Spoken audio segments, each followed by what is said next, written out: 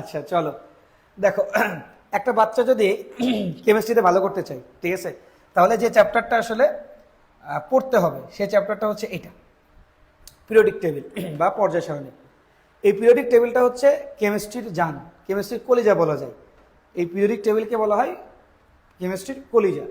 কারণ এই chemistry periodic টেবিলটা তোমার কেমিস্ট্রিটাকে সহজ করে দেবে। সো যারা নতুন ভর্তি হয়েছে তাদের জন্য খুব আনন্দের একটা জিনিস হচ্ছে যে তোমরা এই চ্যাপ্টারটা থেকে শুরু করতে পারবে। এর পাশাপাশি আমরা চ্যাপ্টার 3 পড়ে ফেলছি। তো চ্যাপ্টার 3তে তোমার যে ক্লাসগুলো হয়ে গেছে ওই ক্লাসগুলো রেকর্ডেড ক্লাস দেওয়া আছে, ওই ক্লাসগুলো তোমরা অবশ্যই করবো, মনে করে মিস দিবা না। তো এই যে পিরিয়ডিক টেবিল, এই পিরিয়ডিক টেবিলটা মূলত আমরা কেন করবো, আমরা দেখবো যে কোনো বই খুললেই সর্বপ্রথম যেটা আছে সেটা হচ্ছে পিরিয়ডিক টেবিল। তো পিরিয়ডিক টেবিলটা আসলে কেন করা হয়, পিরিয়ডিক টেবিলটা পড়বো কেন আসলে? দেখো, পৃথিবীতে যতগুলো এলিমেন্টস আছে, তো আমরা যে এলিমেন্টগুলো দেখি এই এলিমেন্টগুলোকে বলা হয় ফান্ডামেন্টাল এলিমেন্ট। কি এলিমেন্ট বলে ভাইয়া? Fundamental element. Fundamental elements. আমরা আমাদের বিগত ক্লাসে অর্থাৎ চ্যাপ্টার 3তে কিন্তু এটা বুঝাইছি। ফান্ডামেন্টাল এলিমেন্টস মানে কি? যে এলিমেন্টগুলোকে ভাঙলে ওই এলিমেন্টস ব্যতীত অন্য কোনো কিছু পাওয়া যাবে না।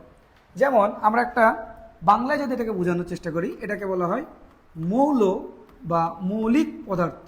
ঠিক আছে, মৌল বা মৌলিক পদার্থ। আমরা কিন্তু মৌলিক সংখ্যা জানি, ম্যাথের আমরা দেখছি। আর এখানে মৌলিক পদার্থ বলতে কি বোঝাইছে? যে ওই পদার্থটাকে ভাঙলে অন্য কোনো পদার্থ পাওয়া যাবে না, শুধু ওই পদার্থটাই পাওয়া যাবে। যেমন আমরা যদি চিন্তা করি সোডিয়াম, তো আমরা সোডিয়ামকে যদি ভাঙি তাহলে সোডিয়াম ভাঙলাম আমরা কি পাবো? আমরা শুধুমাত্র সোডিয়ামই কিন্তু পাবো। আবার আমরা চিন্তা করো পটাশিয়ামকে ভাঙবো, তো আমরা পটাশিয়ামকে ভাঙলে শুধুমাত্র কিন্তু পটাশিয়ামই পাচ্ছি। তাহলে সোডিয়াম ভাঙলে সোডিয়াম পাচ্ছি, পটাশিয়াম ভাঙলে শুধুমাত্র পটাশিয়ামই পাচ্ছি। কিন্তু আমি যদি একটু খেয়াল করার চেষ্টা করি এদিকে, যে H2O, এই H2O কে ভাঙলে এখানে কিন্তু শুধুমাত্র হাইড্রোজেন পাওয়া যায় না, এখানে হাইড্রোজেনও পাওয়া যায়, আবার এখানে অক্সিজেনও পাওয়া যায়। সো এই যে H2O, এটাকে বলা হয় কম্পাউন্ড। এটাকে কি বলা হয় ভাইয়া? কম্পাউন্ড, যেটাকে বাংলায় ট্রান্সলেট করলে হয় যৌগিক পদার্থ বা যৌগ বা যৌগিক পদার্থ। ওকে, তাহলে আমরা যদি একটু খেয়াল করার চেষ্টা করি, দুই ধরনের পদার্থ থাকতে পারে। একটা হচ্ছে মৌলিক পদার্থ, একটা হচ্ছে যৌগিক পদার্থ, একটা হচ্ছে ফান্ডামেন্টাল এলিমেন্টস, আর একটা হচ্ছে কম্পাউন্ড। তো আমরা জানি পৃথিবীতে এখনো পর্যন্ত এই মৌলিক পদার্থ বা আবিষ্কৃত ফান্ডামেন্টাল এলিমেন্টসগুলো মধ্যে এখনো কতটুকু আছে, এখন কতগুলো আবিষ্কার হয়েছে? সেটা হচ্ছে 118টা এখনো পর্যন্ত ইনভেন্ট করা হয়েছে। 118টা এলিমেন্ট ইনভেন্ট করা হয়েছে। এখন একটা মানুষের পক্ষে এই 118টা সম্পর্কে ইন্ডিভিজুয়ালি জানা কিন্তু সম্ভব না। ইন্ডিভিজুয়ালি মানে আলাদা আলাদা করে প্রতিটা সম্পর্কে এই জানা একটা মানুষের পক্ষে কিন্তু সম্ভব না। আমি মনে করো তোমার সামনে 1000 গরু, ছাগল, হাঁস, মুরগি সবকিছু রেখে দিছি।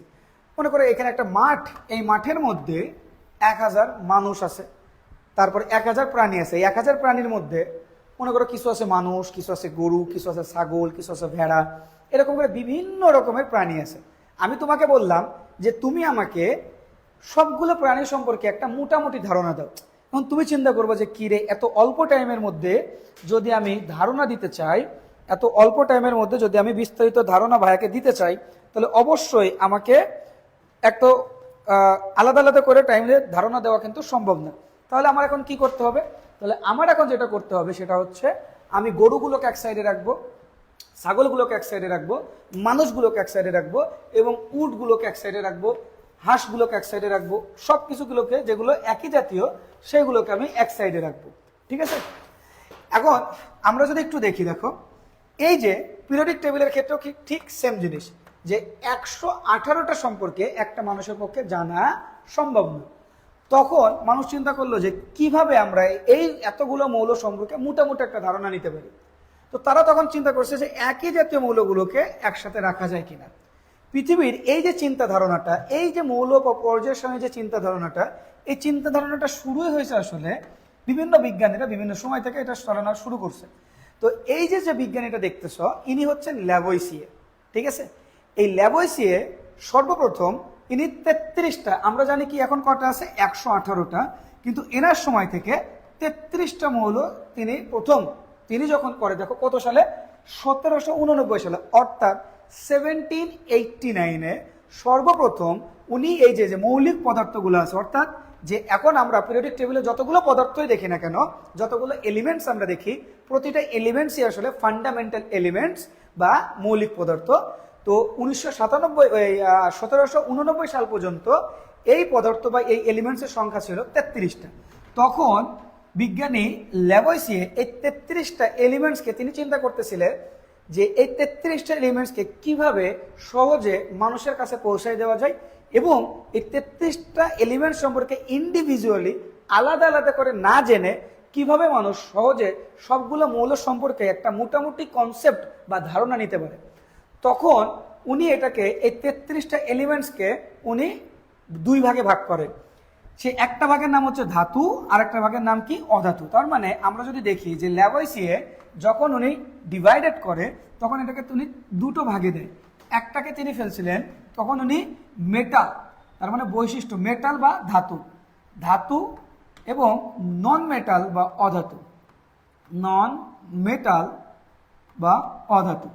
তোমরা যখন ইন্টারে উঠবা, ইন্টারে ওঠার পরে তোমরা আমাকে বাংলা ভার্সন এবং ইংলিশ ভার্সন সবাই আমাকে অনেক সম্মান করবা। কেন জানো? আরও বিশেষ করে সম্মান করবো হচ্ছে বাংলা ভার্সন, বিশেষ করে সম্মান করবা বেশি যখন তোমরা অ্যাডমিশন টেস্টে যাবা। তখন দেখবা যে তোমাদের কেমিস্ট্রি আর বায়োলজির আলাদা করে বেশি এফোর্ট দেওয়া লাগতেছে না। কারণ কেমিস্ট্রি আর বায়োলজিতে যারা মেডিকেলে পরীক্ষা দিতে চায় অথবা বিভিন্ন ভার্সিটিতে পরীক্ষা দিতে চায়, তারা সবথেকে বেশি জিনিসটা প্রবলেম ফেস করে সেটা হচ্ছে ইংলিশ টার্মগুলো। আমি তোমাদেরকে নর্মাল একটা জিনিস বুঝাই, যখন মেডিকেলের কোশ্চেন করেন তখন কিন্তু ডাক্তাররা মেডিকেলে কোশ্চেন করে। এখন তোমরা যাদেরকে দেখাও তাদের এক একজনের বয়স কত, 50-60। তো সে কোন বছর এসএসসি এইচএসসি পরীক্ষা দিছে? 1980-85 সালে। তারপর থেকে সে যতগুলো বই পড়ছে প্রত্যেকটা বই পড়ছে সে ইংলিশে। তার মানে হলো সে বাংলা ম্যাক্সিমাম জিনিসগুলো, ম্যাক্সিমাম টার্মগুলো জানে না। এই কারণে অ্যাডমিশন টেস্ট হোক মেডিকেল হোক ভার্সিটি, যে কোনো অ্যাডমিশন টেস্টই হোক না কেন, সেখানে ইংলিশ টার্মগুলো বেশি ব্যবহার করা হয়। আর বাংলা ভার্সনের বাচ্চাগুলো বাংলার প্রতি বেশি আকর্ষিত হওয়ার কারণে ইংলিশ টার্মগুলো তারা জানে না বিধায় তখন কিন্তু আসলে সমস্যা হয়ে যায়। তো এই কারণে অনেক মেধাবী বাচ্চা আছে যারা অনেক ভালো, অনেক মেধাবী, অনেক ভালো তাদের নাম্বার স্কোর আছে, তারপরে তারা কোনো জায়গায় চান্স পায় না। এটা কিন্তু অনেক বড় একটা কারণ, কিন্তু আমরা এটা অনেকেই স্কিপ করে যে আমরা ওটাকে বুঝি না। তো তুমি কিন্তু ইন ফিউচার আমাকে এটার জন্য ধন্যবাদ দিবা। তো যখন এই যে বিজ্ঞানী ল্যাভয়েসিয়ে এই পিরিয়ডিক টেবিলটা করে তখন উনি 33টা এলিমেন্ট নিয়ে করে এবং 33টা এলিমেন্টকে উনি দুটো ভাগে ভাগ করে, একটা হচ্ছে মেটাল আর একটা কি ভাইয়া, নন মেটাল। সো বাংলা যদি বলা হয় ধাতু এবং কি অধাতু। আমরা বিগত ক্লাসগুলোতে যেখানে আমরা বেসিক পড়ে আসছি সেখানে কিন্তু আমরা বলছি যে মেটাল মানে হচ্ছে যেসব মৌলগুলা ইলেকট্রন ডোনেট করে, অর্থাৎ এই পিরিয়ডিক টেবিলে 118টা এলিমেন্টসের মধ্যে যারা ইলেকট্রন ডোনেট করবে অর্থাৎ ইলেকট্রন তাকে যারা ছেড়ে দিবে তাদেরকে আমরা বলবো মেটাল বা ধাতু, আর যারা ইলেকট্রন অ্যাকসেপ্ট করে তাদেরকে আমরা বলি নন মেটাল বা অধাতু। তো উনি বিজ্ঞানী ল্যাভয়েসিয়ে সর্বপ্রথম উনি ওটাকে দুই ভাগে ভাগ করছেন, যে মেটালগুলোকে এক পাশে রাখছেন এবং নন মেটালগুলোকে আর এক পাশে নিছে। এর পরবর্তীতে পৃথিবী আস্তে আস্তে আরো উন্নত হয়েছে, মৌল সংখ্যা আরো আবিষ্কার করা হয়েছে, আরো নতুন নতুন করে আবিষ্কার করা হচ্ছে। যেমন এখন কিন্তু 119 নম্বর মৌল আবিষ্কার করার চেষ্টা করা হচ্ছে। তো এর পরবর্তীতে এই যে বিজ্ঞানী তার নাম হচ্ছে ডোবে রাইনার। উনি যখন এটাকে করেন উনি করেন হচ্ছে 1869 সালে। তো ডোবে রাইনার একটা থিওরি দেয়, সেটাকে বলা হয় ট্রেড ল, ডোবে রাইনারের ট্রেড ল। তো ডোবে রাইনার একটা থিওরিতে বলছেন যে ট্রেড ল বা ত্রয়ী সূত্র, এই ত্রয়ী সূত্র বা ট্রেড ল বিজ্ঞানী ডোবে রাইনার দেয়। তোমাদের বইতে জাস্ট এতটুকুই দেওয়া আছে, এর কোনো এক্সপ্লেনেশন দেওয়া নাই। বাট আমরা তোমাদেরকে যে নোটটা প্রোভাইড করেছি এবং আমার এর সামনে যে নোটটা আছে, এই নোটটা তুমি যদি একটু দেখো তাহলে দেখতে পারবা এই নোটটা, আমার যে সামনে যে নোটটা আছে এটা বহুত ডিটেলসে, ঠিক আছে, বহুত ডিটেলস। সো এই জায়গায় তোমরা আমি যে নোটটা দিচ্ছি ওটা তো অবশ্যই দরকার, ওইখানেও অনেক ডিটেলস আছে যেটা তোমাদের চিন্তারও বাইরে, বাট এটা ওর থেকেও আরো ডিটেলস, ঠিক আছে। তো এই জায়গায় এই যে 1869 সালে বিজ্ঞানী ডোবে রাইনার লক্ষ্য করেন তিনটি মৌলকে, বিজ্ঞানী ডোবে রাইনার কি লক্ষ্য করে কি দেখেন যে তিনটি এলিমেন্টসকে তাদের পারমাণবিক ভর বা তাদের অ্যাটমিক ম্যাস অনুযায়ী যদি আমরা সাজাই, অ্যাটমিক ম্যাস বা পারমাণবিক ভর অনুযায়ী যদি আমরা গ্র্যাজুয়ালি যদি আমরা ওটাকে অর্গানাইজড করি, তাহলে দ্বিতীয় মৌলটির পারমাণবিক ভর, দ্বিতীয় মৌলটির মানে সেকেন্ড এলিমেন্টের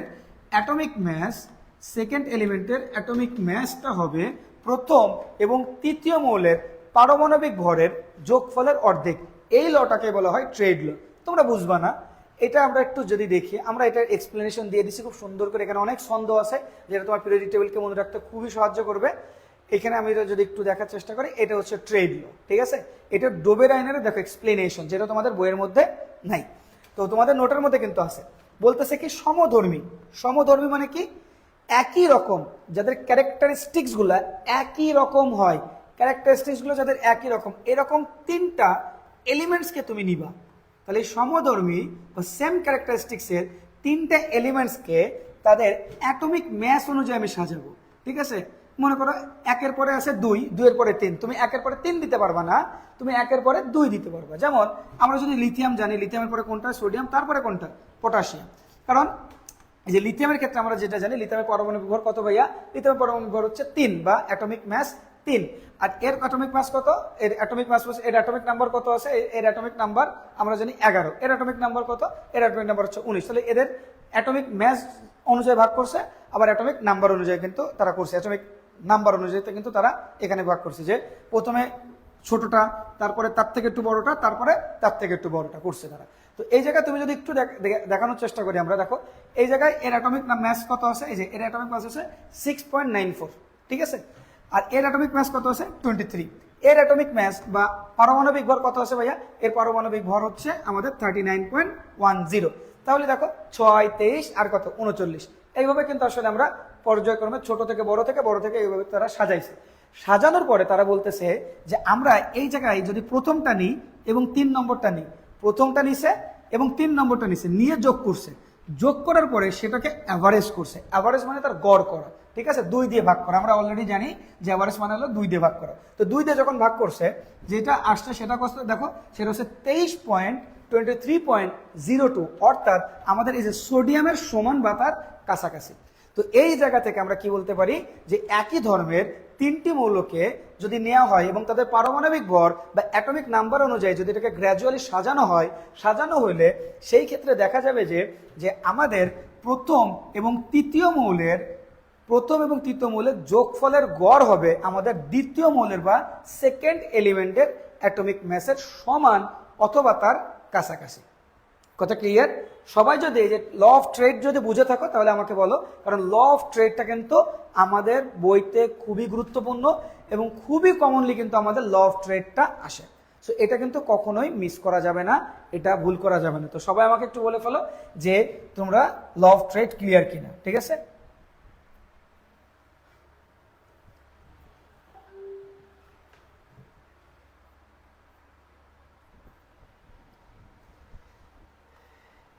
ভাই আমি নোট পাই না ভাইয়া, এটা নিউ নোট নাকি? এটা নিউ না, এটা অনেক পুরাতন, বাট নতুন নোট আরো রেডি হচ্ছে, দেখবা নতুন আরো কেমিস্ট্রি নোট রেডি হচ্ছে। দেখাই, স্লাইড বানানো হয়েছে যদিও চ্যাপ্টার 3-র।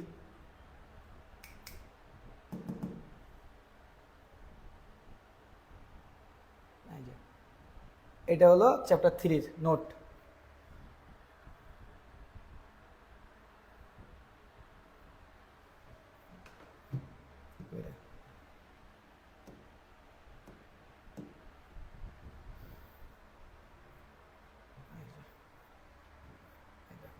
এটা রেডি হয়ে গেছে, ইনশাল্লাহ তোমাদের চ্যাপ্টার 4-এরও খুব সুন হয়ে যাবে, ঠিক আছে, খুব সুন।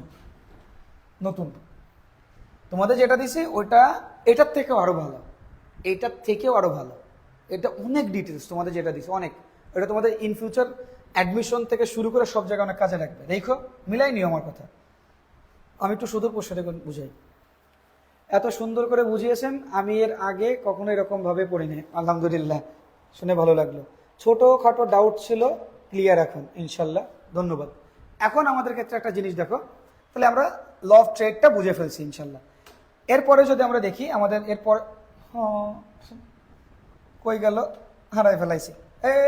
তোদের জন্য জীবন আমার শেষ হয়ে গেল, আবার খুঁজতে হবে কোন জায়গায় হারাই ফেলাইছি।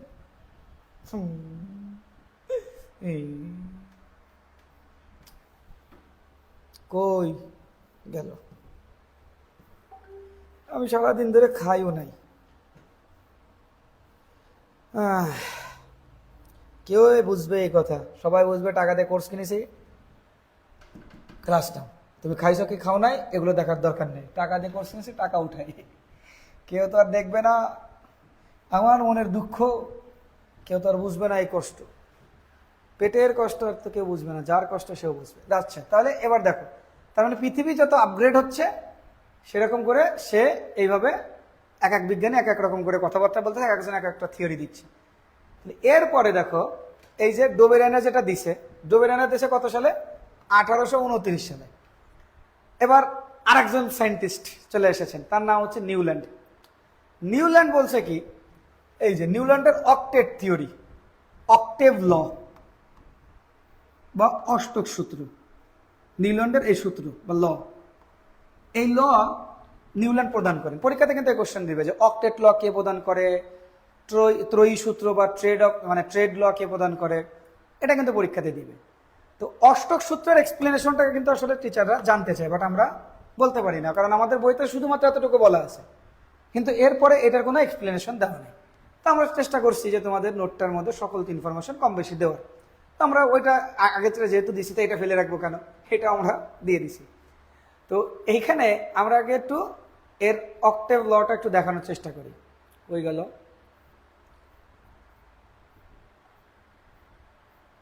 এই যে এটা হচ্ছে নিউল্যান্ডের থিওরি। তো নিউল্যান্ডের থিওরিটা কি, এটা আমরা একটু অন্য কালার দিয়ে দিছি। তো উনি বলতেছে কি, মৌল সমূহকে মানে এলিমেন্ট গুলাকে তাদের পারমাণবিক ভর মানে অ্যাটমিক ম্যাস,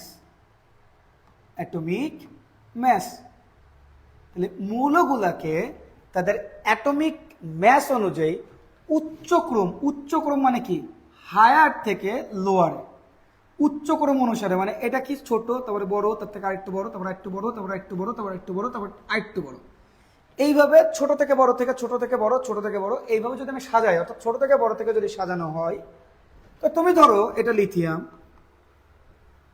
তাহলে তুমি যে কোনো একটা ধরছো এটা লিথিয়াম, তাহলে প্রথম তুমি যে মৌলটা ধরবা সেই মৌলটার সাথে 8 নম্বর মৌলর কি হবে, সেম হবে। দুনিয়ার কি অবস্থা দেখো, আমি কিন্তু লিখতেছি না, কিন্তু আমার বোর্ডে কিন্তু লিখতেছে। কে লিখতেছে? মাসি আপা। হ্যাঁ, আমার খাবারের সময় নাই, এই জায়গায় মাসি ডিস্টার্ব করার সময় পাচ্ছে না। বাহ, দেখি সে একটা দেশের মানচিত্র আঁকার চেষ্টা করতেছে, দেখি কি মানচিত্র মাসি আঁকে। এই জোরে কথা বলে ফেলাই, সেজন্য মাসি চলে গেল। দেখি মাসি কিন্তু একটা মানচিত্র এঁকেই ফেলছিল, প্রায় অলমোস্ট ইন্ডিয়ার মতো একটা মানচিত্র এঁকে ফেলছিল। দেখো এই যে দেখো সুন্দর করে ইন্ডিয়ার মতো একটা মানচিত্র কিন্তু মাসি এঁকে ফেলছিল। তার মানে মাসিও ইন্ডিকেট করতেছে যে ইন্ডিয়াকে আমরা যেন দখল করে নিই, তাই না?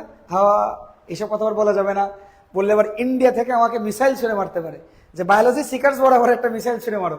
নরেন্দ্র মোদী আবার আপা, আমাদের হাসু আপা, দুইজন মিলে দেখা যাচ্ছে যে আমার বিরুদ্ধে একটা সেই একটা ষড়যন্ত্র করে তারা কিন্তু আমার উপরে একটা মিসাইল মারতে পারে। সো এগুলো করা যাবে না। এমনিতেই তো মনে করো আমি টেনশনে আছি যে আমার যে স্টুডেন্ট ফারহান যে মারা গেল, তো ওর এই আমার যে পোস্টটা বাংলাদেশের কিন্তু কম বেশি ভাইরাল হয়েছিল, যে ফারহানের একটা টিচার, তোমরা পিনাকির পোস্ট দেখছো কিনা আমি জানি না, যে ফারহানের একটা টিচার এই যে ওর একটা পোস্ট, সো ওইটা পোস্টটা কিন্তু আমার ছিল। তো এখন বাই চান্স যদি হাসুয়াপা বাই চান্স কখনো ব্যাক করে, তাহলে পিনাকিরে তো হাসুয়াপা সহ্য করতে পারে না। এখন পিনাকি কাদের কাদের নিয়ে পোস্ট করছে, কে কি হয়েছে কি না হয়েছে, এগুলো যদি চেক করে, তাহলে আমার জন্য আয়নাঘর মানে আলাদা করে মডিফাই করে আমার জন্য আয়নাঘর বানাবে। এই জায়গা তো অলমোস্ট পুরো ইন্ডিয়ার মতো একটা ম্যাপ এঁকে ফেলছিল মাসি। আচ্ছা বাদ দাও, একটু মজা করলাম, সবসময় তো আমরা পড়াশোনাই করি। আচ্ছা দেখো লিথিয়াম, তাহলে দেখি আমার বাচ্চাগুলোর কি অবস্থা।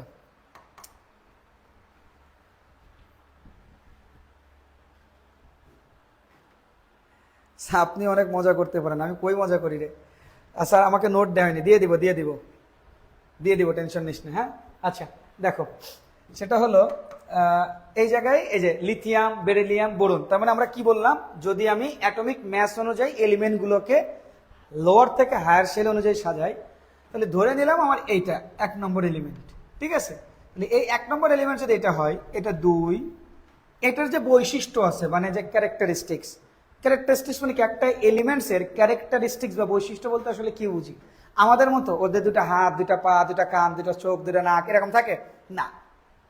ওদের বৈশিষ্ট্য বলতে কি বোঝায়, যে ওদের কোনোটার গলনাঙ্ক মানে গলতে গেলে বেশি টেম্পারেচার লাগে, মানে তাদের মেল্ট হইতে গেলে, গলতে যাওয়া মানে কি মেল্ট হয়ে যাওয়া, তো মেল্ট হওয়ার জন্য কোনো জায়গায় বেশি তোমার হচ্ছে টেম্পারেচার লাগে, কোনো জায়গায় মেল্ট হইতে কম টেম্পারেচার লাগে। আবার কোনোটা সাইজে একটু বড়, কোনোটা সাইজে আর একটু ছোট, আবার কোনোটা দেখা যাচ্ছে যে তোমার ইলেকট্রোনেগেটিভিটি বা তড়িৎ ঋণাত্মকতার মান বেশি, কোনোটা তড়িৎ ঋণাত্মকতার মান কম। তো তাদের ক্যারেক্টারিস্টিক্স বলতে আসলে এই জিনিসগুলোকে বোঝায়, তাদের বৈশিষ্ট্য বলতে এই জিনিসগুলোকে বোঝায়। পারমাণবিক আকার বা অ্যাটমিক মানে atomic shape, size, melting point, boiling point, electron affinity, ionisation energy অর্থাৎ ইলেকট্রন আসক্তি, আয়নীকরণ শক্তি, এইগুলো হচ্ছে যে কোনো একটা এলিমেন্ট বা একটা মৌলের বৈশিষ্ট্য হয়। তো বলতেছে তুমি যদি মনে করো তাদের এইভাবে যদি তুমি যদি সাজাও, তাহলে যে কোনো একটা তুমি যদি ধরো, মনে করো এই যে লিথিয়াম, এর কিছু বৈশিষ্ট্য অথবা ক্যারেক্টারিস্টিক্স আছে। এই বৈশিষ্ট্য আর ক্যারেক্টারিস্টিক্সের সাথে এটা যদি 2 হয়, এটা 3 হয়, এটা 4, এটা 5, এটা 6, এটা কত 7, তাহলে এই 1 নম্বরের সাথে 8 নম্বরের মিল থাকবে। এইখানে একটা মজার বিষয় কি জানো, এই যে লিথিয়ামের যে ধরনের ক্যারেক্টারিস্টিক্স বা বৈশিষ্ট্য বহন করে, ঠিক একই রকম ভাবে আমাদের সোডিয়ামও কিন্তু ঠিক একই রকম বৈশিষ্ট্য এবং ক্যারেক্টারিস্টিক্স বহন করে। যেমন আমরা একটা উদাহরণ হিসেবে যদি বলি, লিথিয়াম কিন্তু একটা ক্ষার ধাতু, ঠিক আছে, ক্ষার ধাতু বা অ্যালকালাইন মেটাল। লিথিয়াম একটা কি ক্ষার ধাতু, তার মানে এদের বৈশিষ্ট্য কি, এটা ক্ষার ধাতু বা অ্যালকালাইন মেটাল, ঠিক আছে, অ্যালকালাইন মেটাল। ঠিক একই রকম ভাবে সোডিয়ামও কিন্তু সেম জিনিস, ক্ষার ধাতু বা অ্যালকালাইন মেটাল। তার মানে কি দাঁড়াইলো, যে বিজ্ঞানী লিউল্যান্ডের থিওরি অনুযায়ী যদি আমি কয়েকটা মৌলকে তাদের পারমাণবিক ভর অনুযায়ী যদি লো থেকে হায়ারে অর্থাৎ তাদের একটা নিয়মে সিকোয়েন্স অনুযায়ী যদি আমি সাজাই, সেই ক্ষেত্রে আমি যদি 1 নম্বরে যেটা ধরবো সেটার সাথে 8 নম্বরের মিল থাকবে। আমার কথা হচ্ছে আমি কি সবসময় লিথিয়াম ধরবো না, তুমি লিথিয়াম না ধরে তুমি এই জায়গায় বেরিলিয়াম ধরো। তো বেরিলিয়াম তুমি ধরো এখানে 1, তাহলে এটা 2, এটা 3, এটা 4, এটা 5, এটা 6, এটা 7, এটা 8। তাহলে বেরিলিয়ামের যে ক্যারেক্টারিস্টিক্স ম্যাগনেসিয়ামের কিন্তু সেম ক্যারেক্টারিস্টিক্স বা বৈশিষ্ট্য।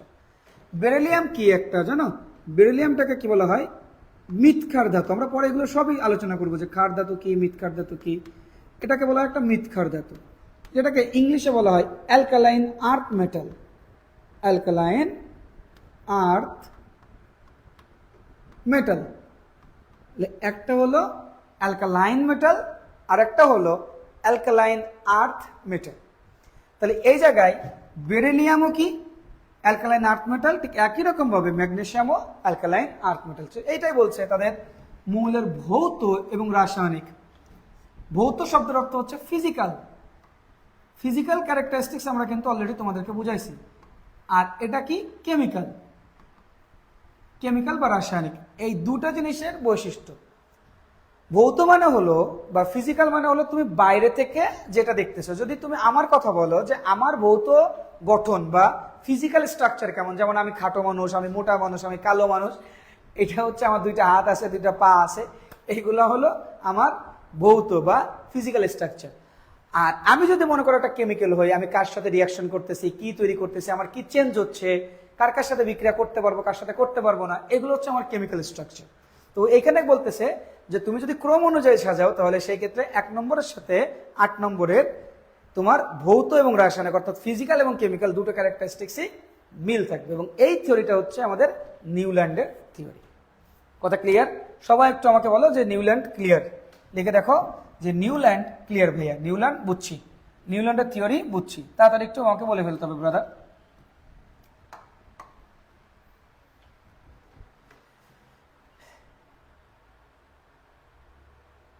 ফ্লোরিনের পরে নিয়ন মানে গাধা।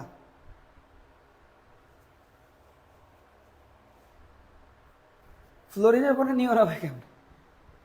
ফ্লোরিনের পরে নিয়ন, তারপরে ফোনের পরে সোডিয়াম ঢুকবে কেন? সোডিয়াম কই ঢুকছে দেখি, এটা কি বলতেছে, মাথা টাথা খারাপ হয়ে গেছে কিনা? কোনটার কথা কয়? সোডিয়াম কই ঢুকছে? সোডিয়াম তো এর মধ্যেই আছে, এটার মধ্যে তো সোডিয়াম আছে।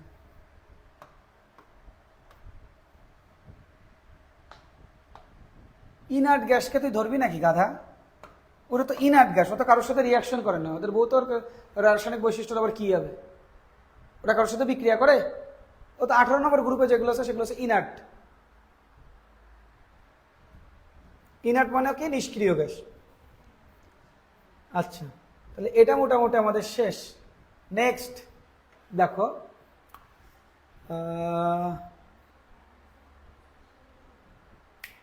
এরপরে বিজ্ঞানী মেন্ডেলিভ, ইনাকে বলা হয় ফাদার অফ পিরিয়ডিক টেবিল। ঠিক আছে, ইনারে বলা হয় father of periodic table, father of periodic table. বিজ্ঞানী মেন্ডেলিভকে বলা হয় পর্যায় সারণের জনক।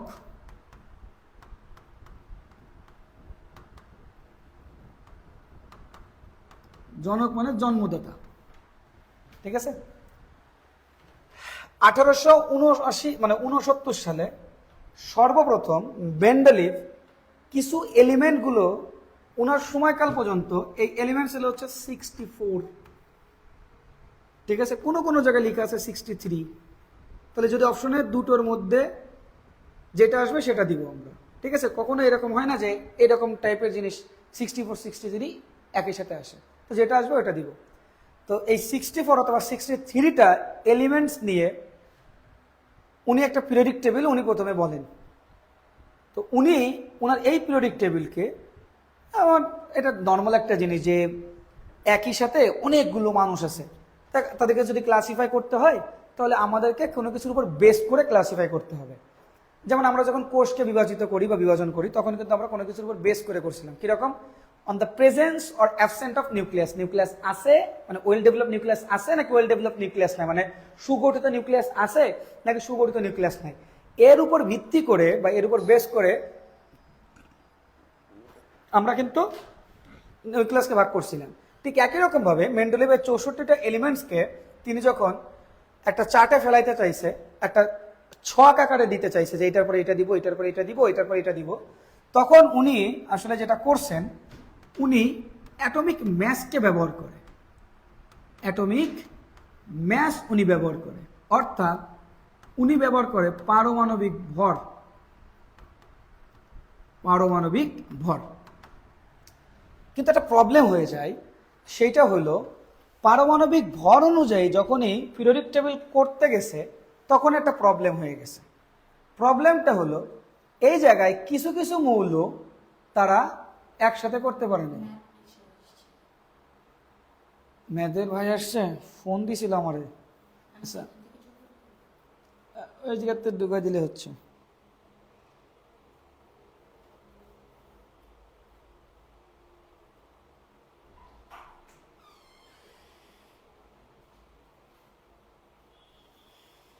আমাদের হোয়াটসঅ্যাপটা ঠিক হয়ে গেছে ইনশাল্লাহ, ঠিক আছে।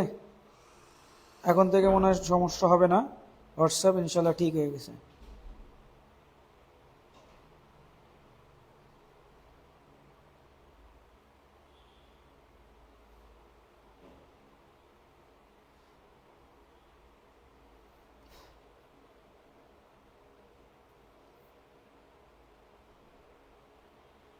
কি অবস্থা ভাই, কেমন আছেন?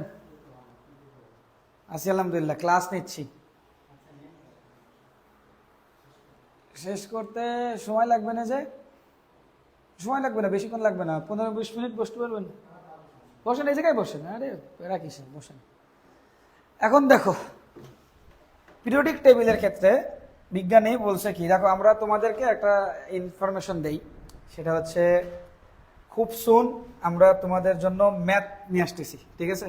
তোমাদের জন্য আমরা ম্যাথের ক্লাস নিয়ে আসতেছি। সো আমার পিছনেই তোমাদের যে ম্যাথের টিচার আছেন তিনি বসে আছেন। সো ওনার সাথে যে ডিসকাস করার জন্য ওনাকে ডাকছি, উনি আসছে, তো ওনার সাথে একটু কথা বলতেছিলাম। তো তোমাদের ইনশাল্লাহ এই সপ্তাহ অথবা আগামী সপ্তাহ থেকে তোমাদের প্রাথমিকভাবে আমরা ফ্রি কিছু ক্লাস দেবো, যে ভাইয়া কেমন পড়ায়, কীরকম কী হয় কি না হয়। তো দেখা যাচ্ছে আমরা কিছুদিন ফ্রি ক্লাস দিব, ফ্রি ক্লাসের পরে ইনশাল্লাহ আমরা তোমাদেরকে কোর্স লঞ্চ করে দিব, তারপরে তোমরা ইনশাল্লাহ ক্লাস করতে পারবো। তবে আমি যতটুকু বিলিভ করি যে আমার ক্লাস তোমাদেরকে যতটুকু ভালো লাগে তার থেকেও বেশি ভালো লাগবে হয়তো ভাইয়ের ক্লাস, কারণ ভাইয়ের আমার থেকে বেশি দিন পড়ানোর অভিজ্ঞতা আছে এবং সে অনেক ভালো ভালো অনেক বড় বড় প্ল্যাটফর্মে সে আসলে ক্লাস নেয়। সে অনেক দিন ধরে অনেক ভালো বড় বড় প্ল্যাটফর্ম, যেটা তোমাদের মানে ড্রিম থাকে একটা মানুষের, সেই সব জায়গাগুলোতে সে ক্লাস নেয় এবং সে খুব ভালো ক্লাস নেয় এবং তার রিভিউ 100/100। সো আমি অনেক দিন ধরে চেষ্টা করে আসলে আমি তাকে ম্যানেজ করতে পারছি এবং অনেক চেষ্টার পরে আসলে সে রাজি হয়েছে।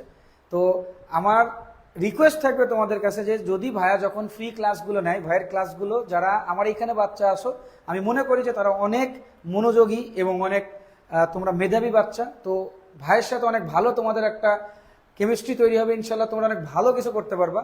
তো তোমাদের কাছে আমার রিকোয়েস্ট থাকবে যে ফ্রি ক্লাসগুলোতে তোমরা তাকে যাচাই করবা, সো ওই ক্লাসগুলো তোমরা অ্যাটলিস্ট মনোযোগ সহকারে করবা। আমি তোমাদেরকে এতটুকু গ্যারান্টি দিতে পারি যে তোমরা ইতিমধ্যে যেখানে পড়তেছো বা যেখানে অলরেডি তোমরা অধ্যয়নরত হয়ে আসো সেই জায়গার থেকেও তোমরা বেটার ভালো কোনো কিছু তোমরা ভাইয়ের থেকে পাবা। ঠিক আছে? তো তোমরা অবশ্যই একটু নজর রাখবা যে আমরা আসলে কবে এই কোর্সটা লঞ্চ করি, অথবা আমরা লাইভ ক্লাসগুলো যখন দিব তখন আমরা তোমাদেরকে বলে দিব। ঠিক আছে? আচ্ছা চলো, এখন এই যে বিজ্ঞানী মেন্ডেলিভ যখন করেন, উনি তখন কিসের উপর বেস করে ভাইয়া? উনি তখন বেস করে হচ্ছে পারমাণবিক সংখ্যার উপরে। ঠিক আছে? পারমাণবিক ভরের উপরে। পারমাণবিক ভরের উপর বেস করে উনি তখন একটা পর্যায় সারণী অর্থাৎ অ্যাটমিক ম্যাসের উপর বেস করে করে। এখন ওনার এই অ্যাটমিক ম্যাসের উপর বেস করে করার জন্য একটা প্রবলেম হয়। প্রবলেমটা কি? আমরা নর্মালি যখন পিরিয়ডিক টেবিল করতেছি, আমাদের পিরিয়ডিক টেবিলের মেন থিমটা কি? যে আমরা একই জাতীয় জিনিসগুলোকে একসাথে রাখবো, আমরা আলাদা জিনিসগুলোকে একসাথে রাখবো না। মনে করো এই জায়গায় দেখো, এখানে যতগুলো মৌল আছে না, এই যে এইখান থেকে স্টার্ট করে দেখো, এই জায়গা থেকে স্টার্ট করে এই মৌলগুলো, এইগুলোকে বলা হয় ক্ষার ধাতু। ক্ষার ধাতুর ইংরেজিতে কি বলা হয়? Alkaline metal. এইখানে যে এলিমেন্টস গুলো আছে, এই এলিমেন্টস গুলোকে বলা হয় অ্যালকালাইন আর্থ মেটাল।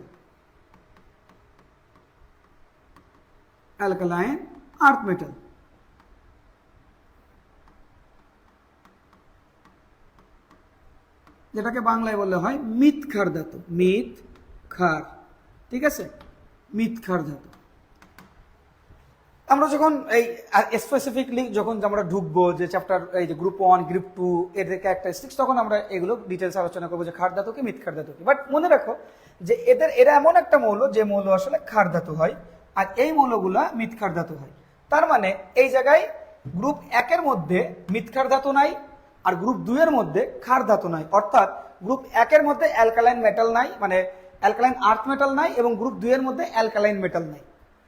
ঠিক আছে? আবার তুমি যদি একটু খেয়াল করে দেখো, এই গ্রুপটাকে বলা হয় চালকোজেন গ্রুপ। তার মানে এই গ্রুপে যত এলিমেন্টস গুলো আছে সে ম্যাক্সিমাম এলিমেন্টস গুলো আসলে চালকোজেন।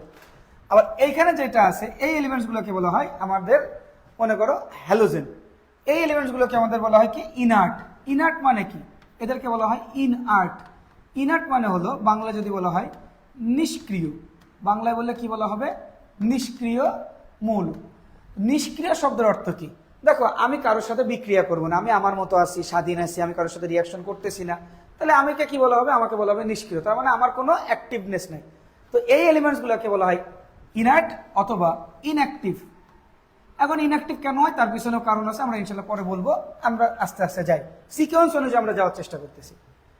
তো যখন মেন্ডেলিভ করছিলেন, মেন্ডেলিভ কিন্তু 63 এলিমেন্টস অথবা 64 এলিমেন্টস নিয়ে করছে, এক এক জায়গায় এক এক রকম মতবাদ হয়েছে।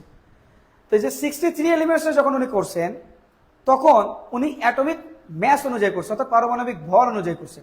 করার সময় একটা ঝামেলা হয়ে গেছে। ঝামেলাটা কি? তোমাকে যদি আমি একটু জুম করে দেখানোর চেষ্টা করি, এটা একটু মুছে দিলাম, এটা করলে এটা মুছে যাবে। এই জায়গাটায় তুমি যদি একটু দেখো, আমরা যদি এটার atomic mass, actual atomic mass দেখি, আর্গনের অ্যাকচুয়াল অ্যাটমিক ম্যাস হচ্ছে 93.948। কত ভাইয়া? 93.948। অর্থাৎ এই জায়গাটায় আমাদের অ্যাটমিক ম্যাস 40-এর থেকে সামান্য একটু কম। তার এইটাকে কত ধরা হয়? 40। তাহলে আর্গনকে কত ধরা হচ্ছে ভাই? যেহেতু 40 থেকে সামান্য একটু কম, এই জন্য এটাকে কত ধরা হচ্ছে? 40। আবার আমরা যদি পাশাপাশি আরেকটা জিনিসের কথা চিন্তা করি, এই জায়গাটা তুমি একটু খেয়াল করে দেখো, পটাশিয়াম কত আছে? পটাশিয়াম হচ্ছে 39.098। দেখছো পটাশিয়াম কত? পটাশিয়াম হচ্ছে 39.098। আবার এই যে ইন্ডিয়ার ম্যাপ বানানোর জন্য আইছে মাসি, যে ভাই কি শুরু করলো একটু আগে, বুঝছেন? এর বোর্ডের উপর বসে আমি লিখতেছি, মাসি বসে ইন্ডিয়ার ম্যাপ আঁকে ফেলাইছে, মানে মাসি করে। তো এখানে দেখো পটাশিয়ামের কত আছে? পটাশিয়ামের আছে 39.098। তো 39.098 মানে কি? 098। এটা 39-এর থেকে সামান্য একটু বেশি, এই জন্য এখানে কত ধরা হয়? 39। তো আমরা যদি একটা নাম তালিকা হয়, তাহলে 1-এর নামটা বলো, তারপরে 2-এর নামটা বলো, সিকোয়েন্স যদি আমরা বলি ক্রম বলি, যেটাকে আমরা ক্রম বলি, ক্রমিক সংখ্যা বলে, ভাই আরো ভালো বলতে পারবে, আমিও তো ম্যাথ ফ্যাথ বুঝি না। তো এটা হচ্ছে ক্রম, মানে হচ্ছে একটার পর একটা। তাহলে একের পরে সবসময় কত হয়? 2 হয়, 2-এর পরে 3 হয়, 3-এর পরে 4 হয়। তো এইভাবে তুমি যদি যাইতে যাও, তাহলে পারমাণবিক ভর অনুযায়ী তুমি যদি যাও, তাহলে দেখবা কি এইখানে ক্লোরিন, একটু যদি খেয়াল করে দেখো, এই 39, এই যে 39 বা 38, এই যে 40 এর কাছে, এর আগে যেটা আছে সেটা হচ্ছে আমাদের ক্লোরিন। এখন আমি যদি পারমাণবিক ভর অনুযায়ী যদি সাজাই, তাহলে 35-এর পরে কোনটার অবস্থান দিবা? 39-এর দিবা নাকি 40-এর দিবা? অবভিয়াসলি আমরা 35-এর পরে 36 দিব, তারপরে 37 দিব, তারপরে 38 দিব, তারপরে 39 দিব, তারপরে 40 দিব। এখন এই জায়গায় আসলে আমরা দিব কোনটা, আমরা দিচ্ছি কোনটা? এই জায়গায় আমরা দিচ্ছি হচ্ছে 39-এর অবস্থান। কিন্তু এখন কোশ্চেনটা হলো, সেই জায়গায় আমি যদি 39-কে অবস্থান দিতে চাই, তাহলে এর তো মান কত? এর তো 40, এই যে আর্গনের তো 40, আর্গনকে তো এখানে দেওয়া যাবে না। তখন এই জায়গাটায় কাকে অবস্থান দিতে হবে? পটাশিয়ামকে অবস্থান দিতে হবে, কারণ পটাশিয়ামের কত? 39। তাহলে পটাশিয়ামের যদি ওই জায়গা দিই, তাহলে পটাশিয়ামের পরে কত আছে? 39-এর পরে কত? 40। তাহলে এই জায়গায় তখন একটু বড় করি আমরা, এই জায়গায় আমরা অবস্থান দিলাম কাকে? 39। তার মানে এই যে এই জায়গাটাই 39, এখানে আমরা কাকে দিলাম? এই জায়গায় আমরা জায়গা দিলাম হচ্ছে পটাশিয়ামকে। আর এই পটাশিয়ামের জায়গা তখন কে জায়গা নেবে? এই পটাশিয়ামকে জায়গায় নেবে হচ্ছে আর্গন। এখন একটু আগে দেখো আমরা এই যেটা বলছিলাম যে এটা হচ্ছে, এটাকে বলা হয় ক্ষার ধাতু বা অ্যালকালাইন মেটাল। আর এটাকে বলা হয়, এই জায়গায় যারা আছে সবাইকে কি বলা হয়? সবাইকে বলা হয় ইনার্ট গ্যাস বা নিষ্ক্রিয় গ্যাস। আমরা চাইছিলাম যে একই জাতীয় জিনিসগুলো একসাথে থাকুক।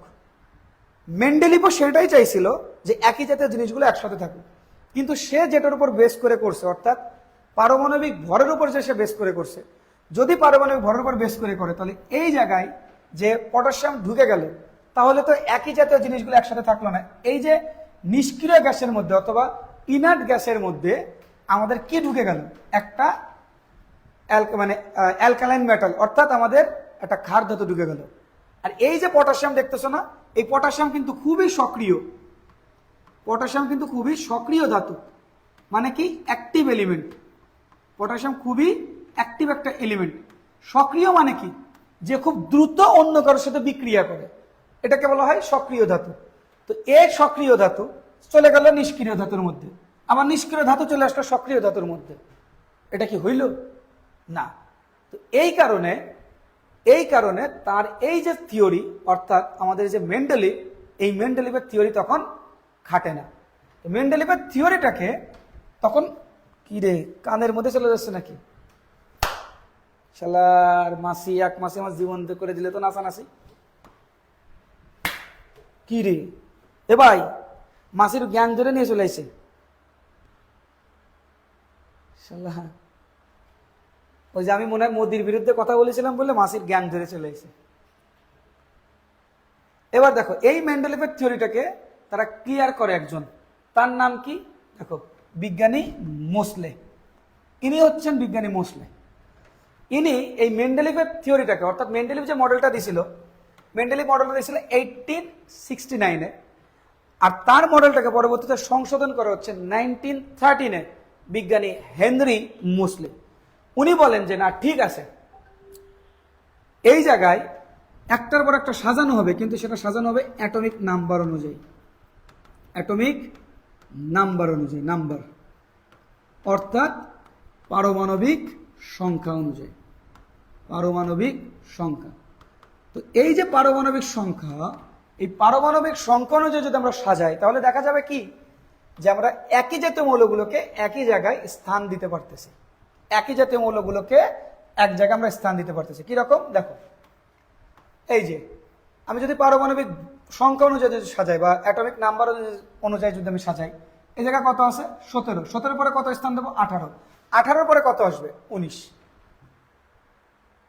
তাহলে আমি সেই সময় আর্গনকে তার নির্দিষ্ট জায়গায় রাখতে পারতেছি, একই সাথে আমি পটাশিয়ামকে তার নির্দিষ্ট জায়গায় রাখতে পারতেছি। কথা বুঝাতে পারছি? তাহলে আর্গনকে তার নির্দিষ্ট জায়গায় রাখতে পারতেছি এবং পটাশিয়াম, তখন কিন্তু কোনো সমস্যা হচ্ছে না। এই জন্য পারমাণবিক ভর না, পারমাণবিক সংখ্যায় পর্যায় সারণের মূল ভিত্তি। আমি যখন এসএসসি পরীক্ষায় অংশগ্রহণ করি, অর্থাৎ এসএসসি 2014, এটা আমার সাল ছিল। আমি এই সালে এসএসসি পরীক্ষায় অংশগ্রহণ করি। তারপরে তোমরা আমাদের থেকে কয় বছরের ছোট হলো ভাই? ওরা তাহলে 11 বছর না? 11 বছর। এটা হচ্ছে ক্লাস নিচ্ছি এসএসসি 2026 এবং এসএসসি 2027-এর, তাই তো 11-12 বছরের আমার থেকে ছোট। তো এই সময় একটা কোশ্চেন দিছিল আমাদের যে পারমাণবিক ভর নাও, পারমাণবিক ভর নয়, পারমাণবিক সংখ্যায়, আমাদের সময় থেকে কিন্তু সিকিউ ছিল, পারমাণবিক সংখ্যায় পর্যায় সারণীর মূল ভিত্তি, পর্যায় সারণীর মূল ভিত্তি, এরকম করে কোশ্চেনটা দিল, দিয়ে বলল উক্তিটি ব্যাখ্যা করো, উক্তিটি ব্যাখ্যা করো। ঠিক আছে, তাহলে আমরা যদি ইংলিশে বলি তাহলে কি হবে?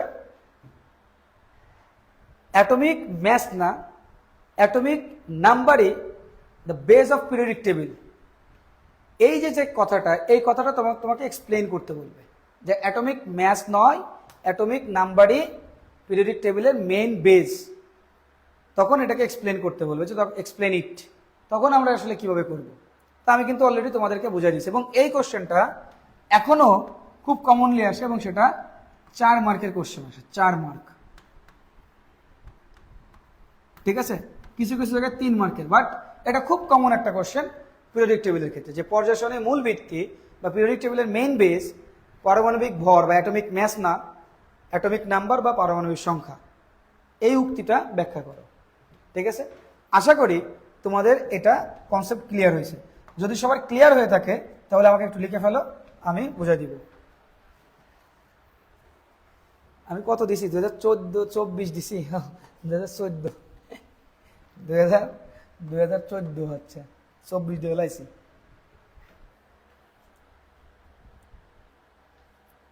স্যারকে দেখান ভাই, আপনারা তো আমার স্টুডেন্টরা দেখতে চাই ভাই, ফেস রিভিল করতে কয়। ক্লাসের দিন, ক্লাসের দিন ভাই বলছে, ক্লাসের দিন প্লিজ স্যারকে দেখান। না না না, এখন স্যারকে দেখানো যাবে না।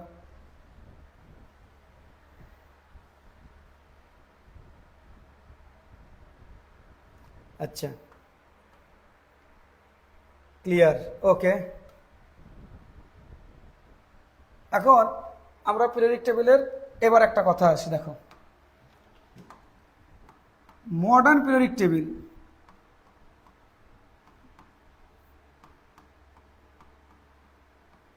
Modern periodic table, modern periodic টেবিলের আসলে আমরা যদি বলি আধুনিক পর্যায় সারণী,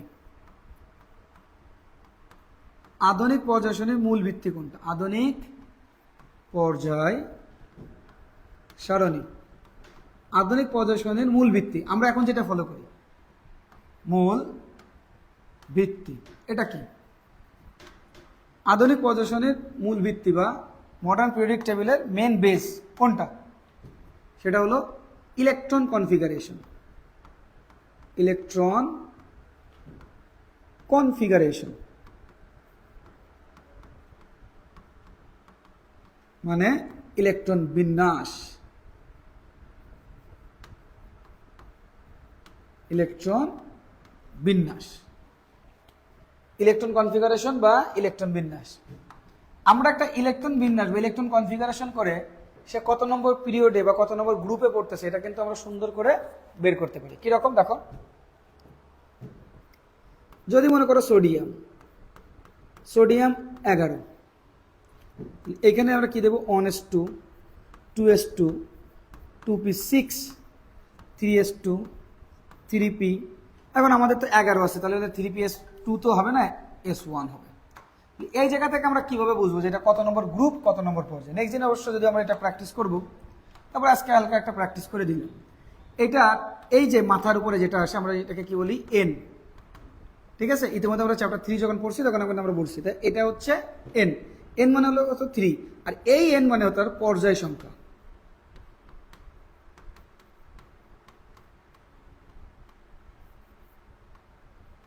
মানে তার পিরিয়ড নাম্বার।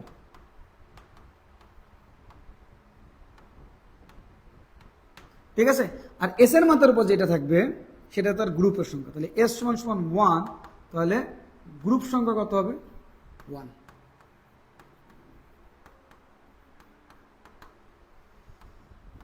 Group number. এই যে মডার্ন পিরিয়ডিক টেবিল থেকে এইভাবে যে ইলেকট্রন কনফিগারেশনের মাধ্যমে যে তাদের কত নম্বর গ্রুপ কত নম্বর পর্যায়ে এটা বের করা যায়, এই কথাটা কিন্তু আমি বলি নাই, এই কথাটা বলছে বিজ্ঞানী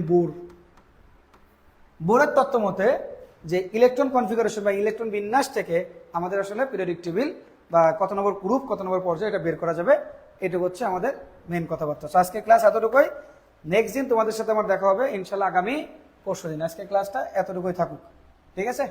আগামী পরশুদিন তোমাদের সাথে আমার ক্লাস হবে ইনশাল্লাহ, সেদিন আমি ক্লাস নেওয়ার চেষ্টা করবো। আজকে সকাল থেকে ক্লাস নিছি, আজকে ভাবছিলাম যে না নিয়ে কালকে নিই, বাট